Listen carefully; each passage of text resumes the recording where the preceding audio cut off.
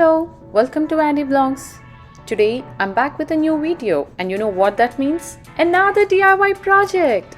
It's been days of watching weeds grow in the gap between our garage and driveway, and honestly, it was getting so annoying having to constantly pull them out and get them clean.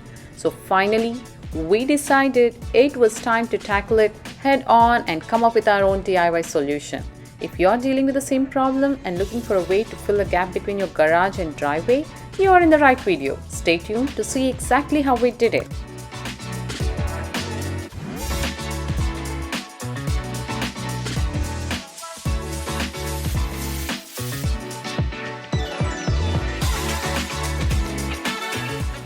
The first thing we did was remove all the weeds using an edge trimmer we had on hand.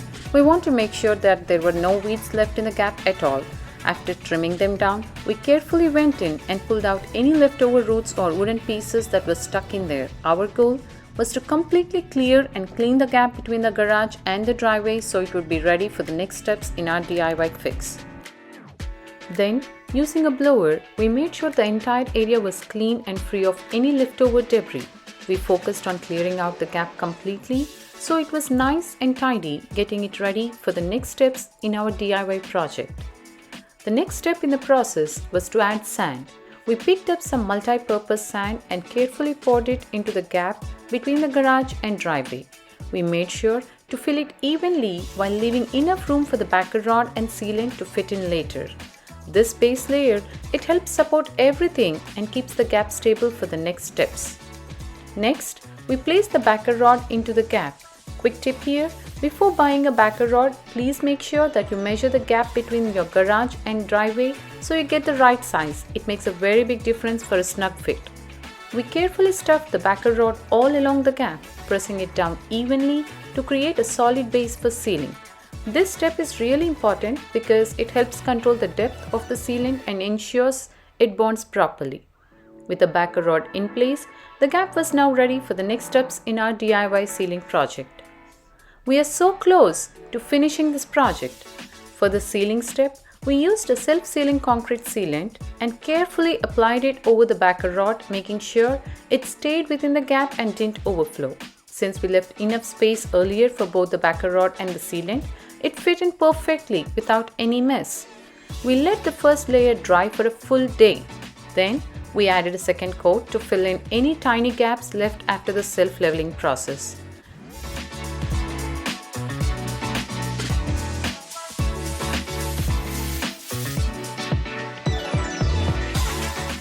Next, while the sealant was still slightly wet, about maybe 5 minutes in, we poured the sand on top.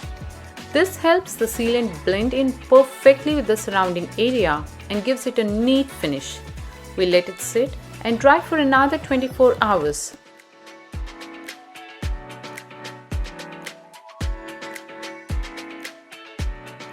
Finally, using a blower, we cleared off the extra sand, and just like that, we had a perfectly filled gap that looked clean, smooth and natural. Adding that layer of sand at the end really made a difference. It blended in beautifully with the driveway. And the best part? No more weeds! Everything looks awesome and it feels great to have tackled this DIY successfully. If you have watched this video this far, I'm guessing you found it helpful or interesting. Don't forget to hit that like button to let us know how you enjoyed it. And if you want to see even more DIY projects and videos coming soon on our channel, make sure you hit the subscribe button so you don't miss anything. Thank you so much for watching and spending time with us today. See you soon on Andy Vlogs for the next DIY adventure. Take care and happy fixing!